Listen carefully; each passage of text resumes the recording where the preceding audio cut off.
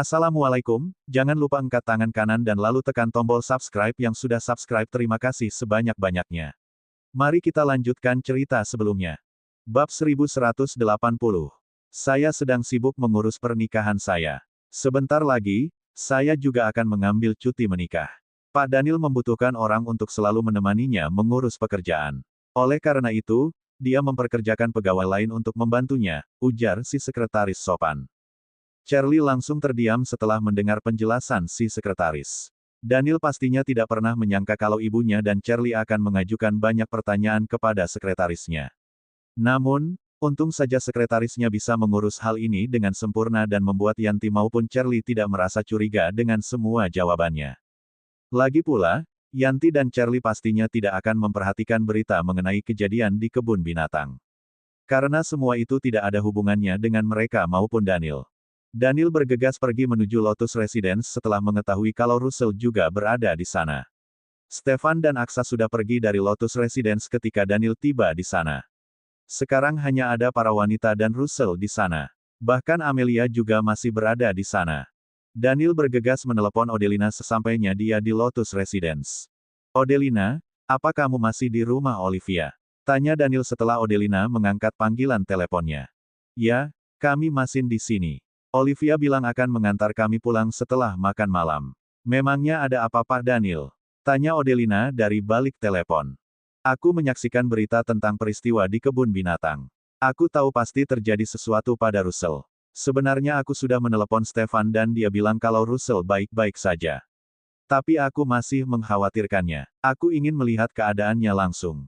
Sekarang aku sudah ada di depan pintu masuk Lotus Residence. Kamu bisa nggak ke bawah dan menjemputku di sini?" jelas Daniel. Odelina sempat tertegun. Dia tidak menyangka kalau peristiwa itu akan masuk ke dalam berita. Namun, peristiwa itu memang pantas masuk ke dalam berita karena peristiwa itu adalah kasus penculikan anak yang menggemparkan seisi kebun binatang hari ini. Daniel bisa menebak kalau Russell lah yang mengalami hal buruk mungkin karena kemunculan Stefan dan Aksa di kebun binatang. Kemunculan mereka memang selalu menarik perhatian banyak orang. "Oke," jawab Odelina cepat. Daniel sangat perhatian kepada Russell. Bahkan dia sampai datang sendiri hanya untuk melihat keadaan Russell.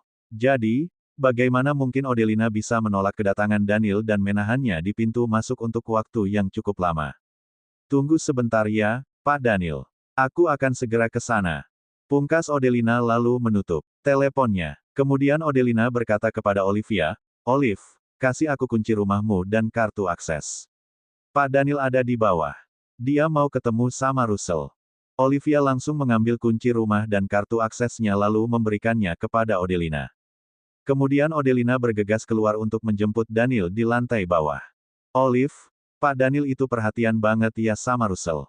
Bahkan dia sampai datang ke sini untuk melihat keadaan Russell," ujar Amelia setelah Odelina keluar. Nenek yang sedang membantu Olivia memasak langsung terkekeh ketika mengetahui Daniel yang langsung datang ke sini setelah mendengar berita tentang peristiwa kebun binatang hari ini. Daniel memang mengatakan kalau dia datang ke sini hanya untuk melihat keadaan Russell. Nenek langsung merasa malas untuk membuat Daniel sadar tentang perasaannya setelah mendengar alasan Daniel datang ke rumah Olivia hari ini. Jadi, nenek akan membiarkan Daniel menyadarinya secara perlahan. Odelina baru saja mulai merintis bisnisnya. Yanti ibu Daniel pasti akan gila kalau sampai Daniel saat ini sudah mulai bergerak untuk mendekati Odelina. Hal itu hanya akan merugikan Odelina. Karena Yanti pastinya akan mengincarnya terus-menerus. Namun, semua itu akan berbeda apabila Daniel mulai mendekati Odelina ketika bisnis Odelina mulai berkembang. Harapan mereka untuk bersama menjadi lebih besar kalau sampai hal itu terjadi. Lagi pula, tidak semua tetua keluarga kaya memiliki pemikiran terbuka seperti tetua keluarga Aditama. Junia tiba-tiba saja muncul di depan pintu masuk Lotus Residence ketika Odelina datang untuk menjemput Daniel. Akhirnya mereka semua pergi ke lantai atas bersama. Junia sedang menjaga toko ketika mendengar berita tentang peristiwa di kebun binatang. Dia buru-buru menutup tokonya dan pergi ke Lotus Residence untuk menemui Olivia dan keluarganya. 10 menit kemudian, "Russell," panggil Daniel sambil berjalan menghampiri Russell lalu menggendongnya ketika dia sudah masuk ke dalam rumah. Olivia, Russell sangat terkejut dengan kedatangan Daniel. Dia buru-buru meminta turun dari gendongan Daniel setelah tersadar dari keterkejutannya. Russell baik-baik saja, kan? Tanya Daniel sambil menggendong Russell erat dan tidak berniat untuk melepaskannya.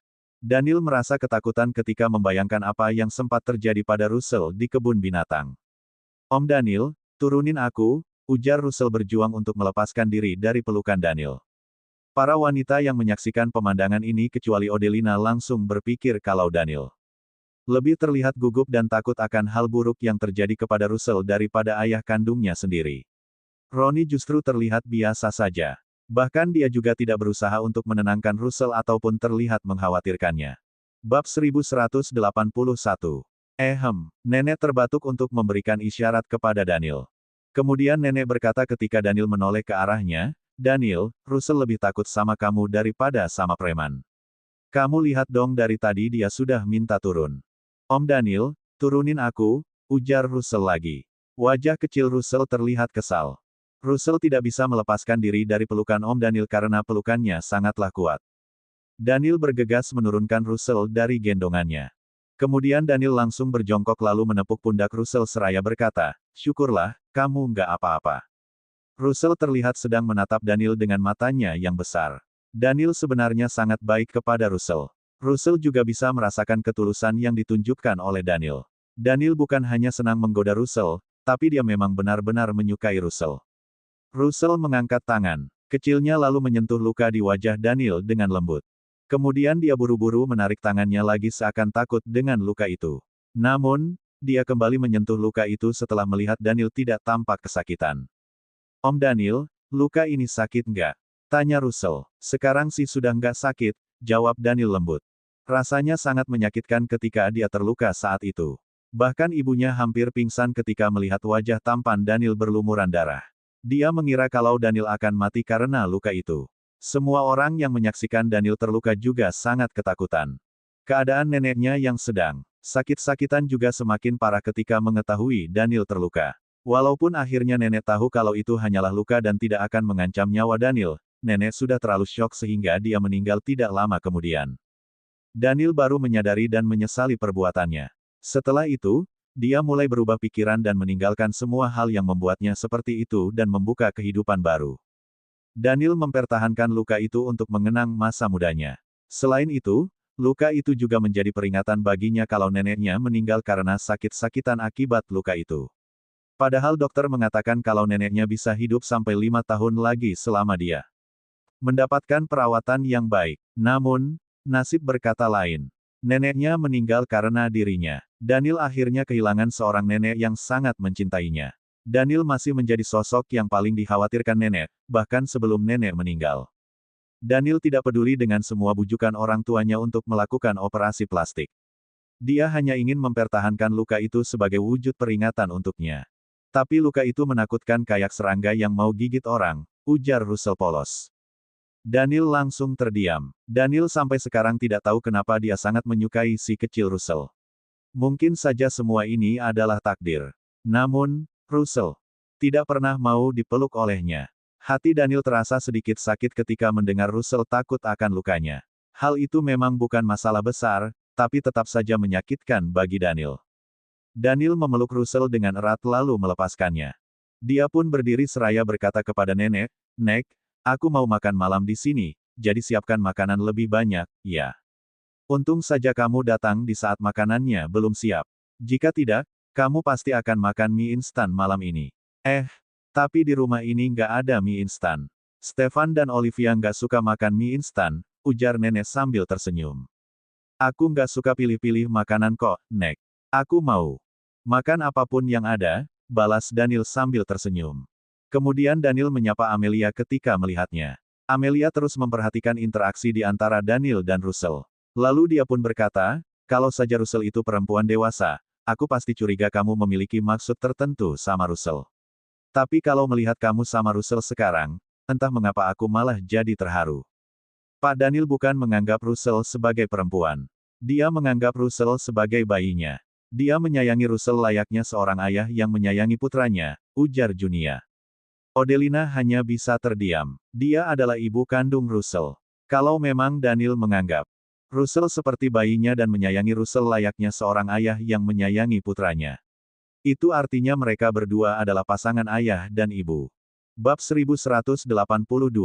Kemudian Daniel duduk di sofa dan mulai bertanya tentang kejadian di kebun binatang. Kayaknya tujuan mereka memang mau menculik Russell, ujar Daniel mengutarakan intuisinya yang sama seperti Olivia dan Stefan. Odelina, kamu masih ingat nggak gimana wajah orang itu? Aku bisa meminta orang untuk mencari tahu kalau kamu masih mengingatnya, ujar Daniel. Walaupun dia sudah meninggalkan dunia itu, Daniel masih menjadi legenda di sana. Orang-orang dunia itu akan langsung membantunya kalau Daniel sedang membutuhkan bantuan mereka. Mereka semua pakai masker dan kacamata hitam. Aku nggak bisa melihat wajah mereka. Tapi yang jelas perawakan mereka tuh tinggi dan kuat. Mereka lebih kelihatan kayak pengawal daripada gangster, ujar Odelina.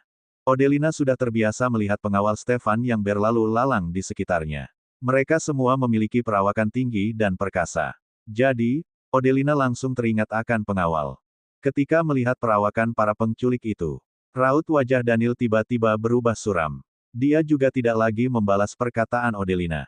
Tidak lama kemudian, waktu makan malam pun tiba. Yanti tiba-tiba menelepon Daniel.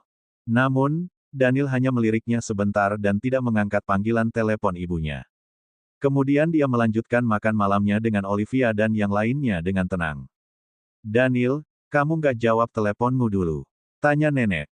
Namun, Daniel tidak menghiraukan perkataan nenek. Dia justru terus memakan makanannya seraya berkata, Stefan beruntung banget ia bisa makan makanan enak begini. Setiap hari. Kamu iri? Ya, nanti kalau kamu menikah, istrimu juga pasti akan masak makanan enak untukmu, ujar nenek sambil tersenyum. Lalu nenek kembali berkata, kamu jawab dulu saja teleponmu itu. Berisik banget, nenek nggak kuat dengarnya. Aku akan menjawabnya setelah selesai makan, jawab Daniel sambil terus menikmati makanannya. Dia juga sempat beberapa kali mengambilkan makanan untuk Russell sambil berkata, Russell makan yang banyak, ya. Hari ini, kamu pasti sangat ketakutan, ya. Aku nggak ketakutan, kok, jawab Russell serius. Iya, Russell kan anak pemberani. Dan nggak takut akan apapun, balas Daniel lembut. Russell langsung mengangkat kepalanya setelah mendengar pujian Daniel. Odelina, kayaknya kamu harus mengajari Russell ilmu bela diri, deh, ujar Daniel memberikan saran kepada Odelina. Stefan juga bilang begitu, kok.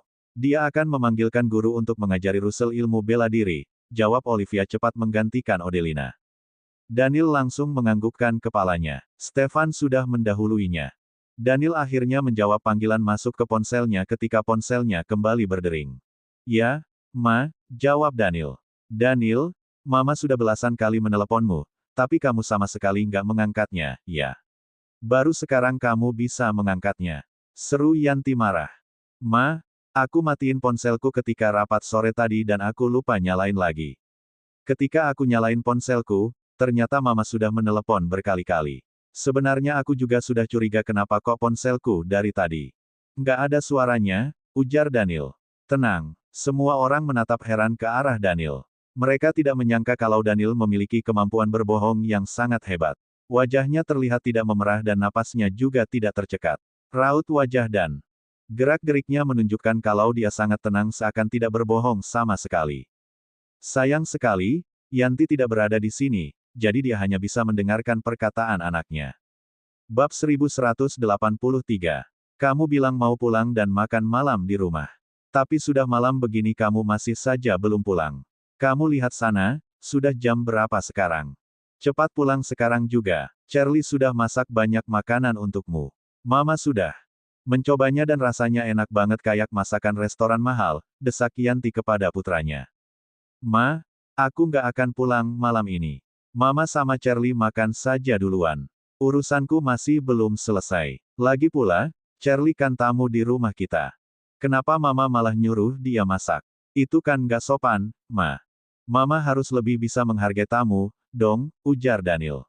Yanti langsung mengerutkan keningnya lalu berkata. Masalahmu masih belum selesai juga. Tapi bagaimanapun kamu kan harus tetap makan. Sekarang sudah malam, loh. Sekarang lebih baik kamu pulang saja dulu. Nanti, kamu lanjutin kerjanya setelah selesai makan. Ma, aku sudah makan kok di luar, jawab Daniel acuh tak acuh. Tapi, Charlie sudah masak banyak banget ini, ujar Yanti tidak lagi bisa berkata-kata setelah mendengar jawaban putranya. Bagus dong kalau begitu buat Mama, ujar Daniel. Yanti sudah tidak tahu lagi apa yang harus dikatakannya kepada anaknya. Dia sudah berusaha sekuat tenaga untuk mendekatkan putranya dengan Charlie. Namun, putranya terus berusaha menghindar. Bahkan Daniel juga berusaha untuk mendorongnya jauh-jauh untuk mematahkan semangat Yanti agar tidak lagi bisa menjodohkannya dengan Charlie.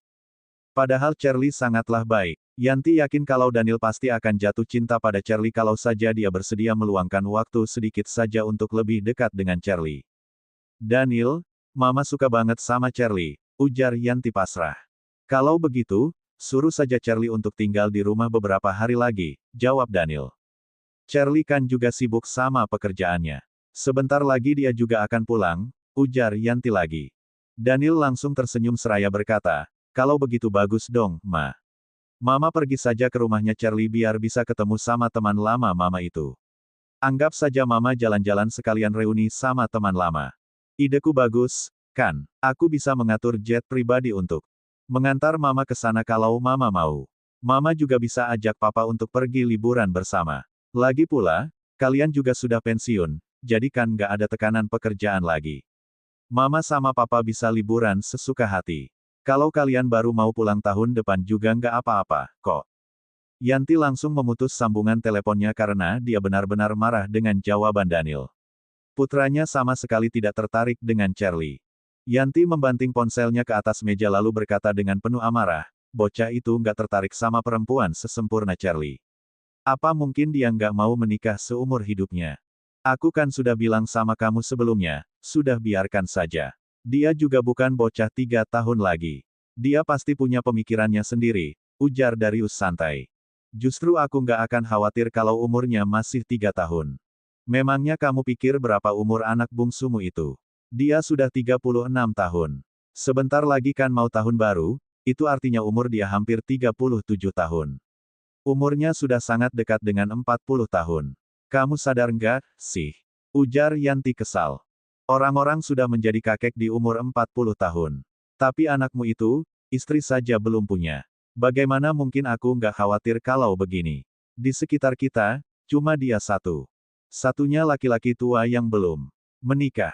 Darius langsung mengerutkan keningnya lalu bertanya, bukannya putra dari keluarga Ardaba juga belum menikah? Dia lebih muda 2 tahun dari Daniel. Putramu berumur 37 tahun, sedangkan putra keluarga Ardaba berumur 35 tahun, ujar Yanti sambil memelototi suaminya. Yanti tidak peduli dengan usia orang lain. Dia hanya peduli dengan anaknya dan usia dari putra dari keluarga Ardaba. Karena bisa dibilang mereka seumuran dengan jarak usia yang tidak terpaut jauh satu sama lain. Daniel baru 36 tahun, kok, sanggah Darius. Tahun baru sebentar lagi dan umurnya juga akan bertambah. Jadi 37 tahun, balas Yanti. Tapi kan tahun ini masih belum berlalu, ujar Darius lagi. Daniel tidak suka membahas tentang masalah perasaan. Daniel adalah sosok laki-laki pemberani dan kasar. Namun, dia cukup lamban jika membahas tentang masalah perasaan. Bahkan Stefan yang membosankan saja masih lebih baik daripada Daniel jika membahas tentang perasaan masing-masing. Darius berpikir kalau Daniel harus mencari kekasih untuk mengasah ketumpulannya akan perasaan. Dengan begitu, Daniel akan memiliki kesempatan untuk bisa keluar dari status lajangnya. Bagaimana kalau kita mengadakan jamuan makan dan mengundang para gadis dari keluarga kaya di Mambera ini? Kita biarkan saja Daniel yang memilih perempuan yang cocok dengannya nanti di acara jamuan makan itu, ujar Darius memberikan ide. Gadis dewasa dari keluarga kaya raya itu sudah nggak banyak. Dia juga mengenal semua perempuan itu. Lagi pula, kalau ada yang Daniel sukai, dia pasti akan langsung mengejarnya.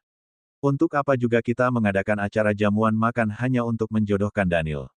Aku yakin, semua itu hanya akan sia-sia saja, ujar Yanti cemberut. Dia juga memiliki tuntutan yang cukup tinggi kepada calon menantunya nanti. Bab 1184. Bagaimanapun juga, status keluarga menantunya harus setara dengan keluarga Lumanto. Pokoknya Charlie adalah calon yang paling cocok untuk Daniel. Aku yakin dia akan menyukai Charlie kalau saja dia mau sedikit meluangkan waktu untuk mengenal Charlie. Kalau begitu, aku mau pergi ke Aditama Group besok, ujar Yanti. Kamu mau ngapain di sana?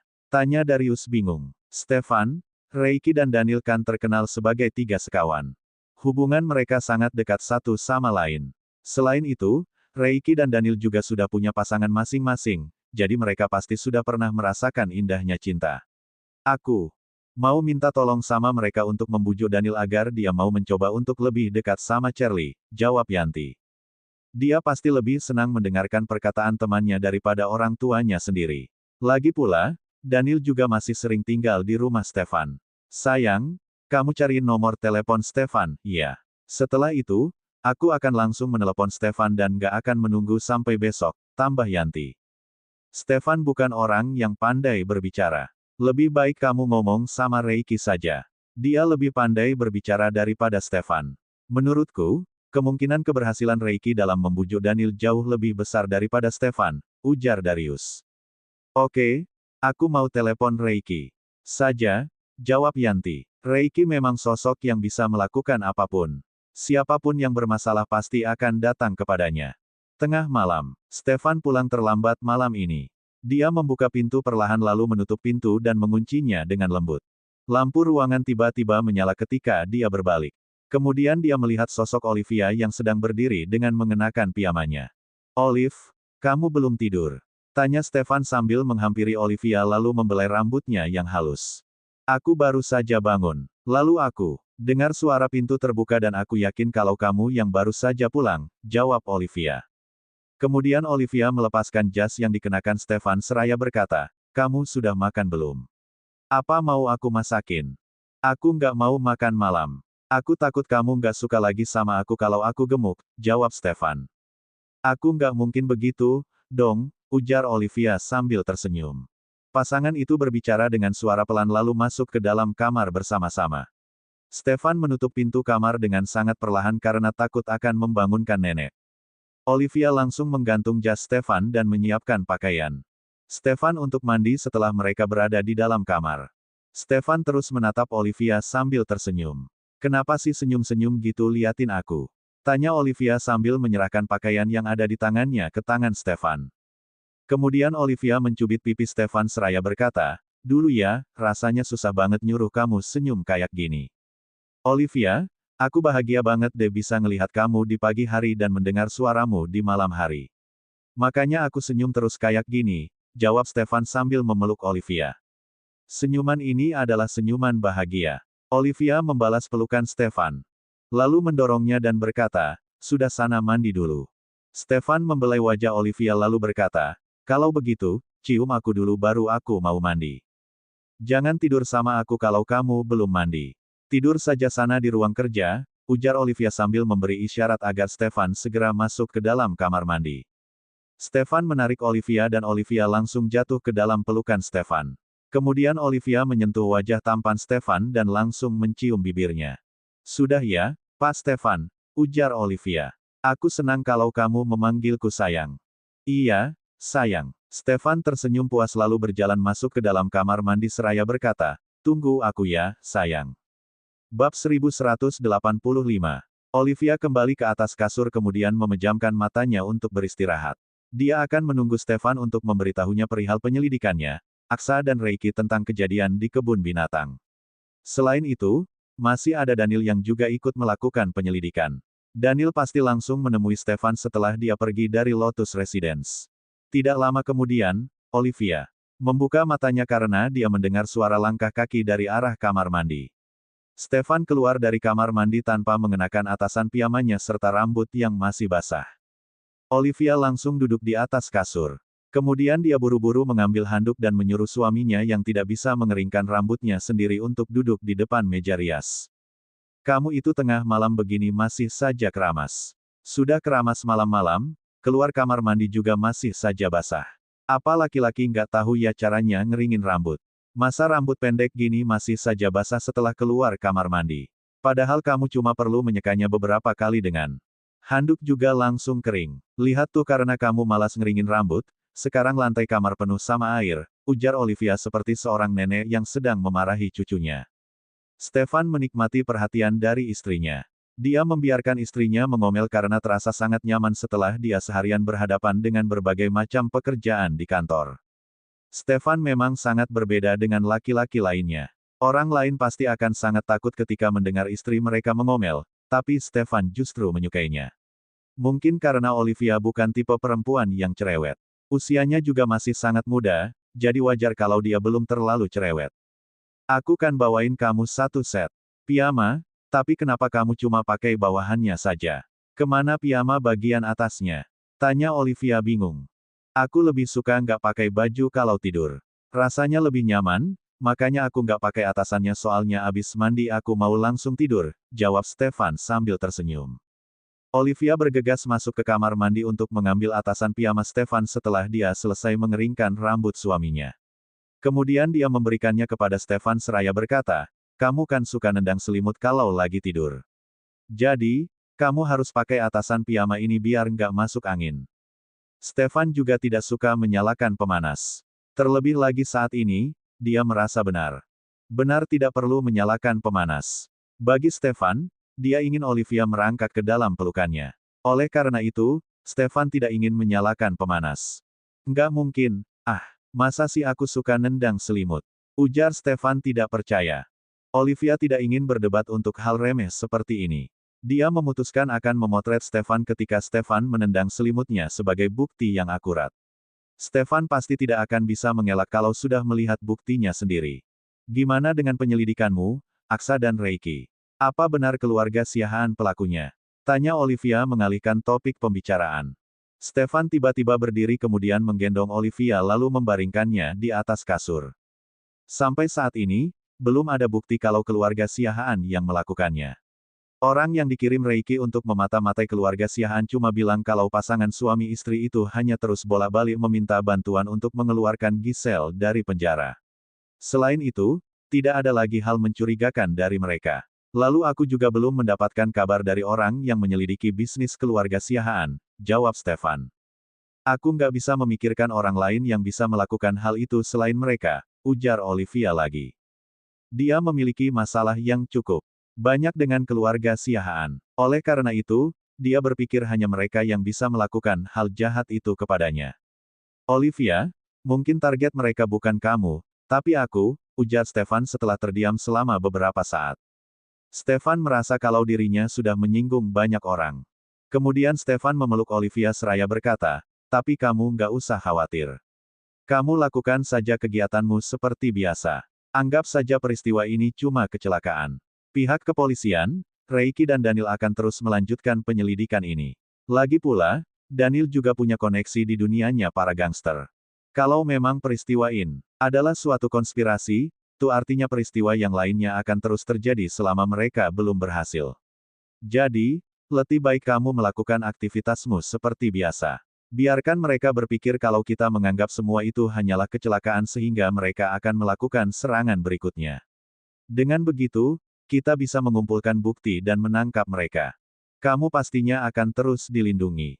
Selain itu, Daniel juga akan melindungi kakakmu dan Russell. Mereka pasti tidak akan melayangkan serangan lagi dalam waktu dekat karena mereka sudah sempat gagal. Mereka akan melancarkan serangan selanjutnya ketika peristiwa kebun binatang itu sudah mereda dan gak ada lagi yang membahasnya, ujar Satan. Serius, cerita bersambung.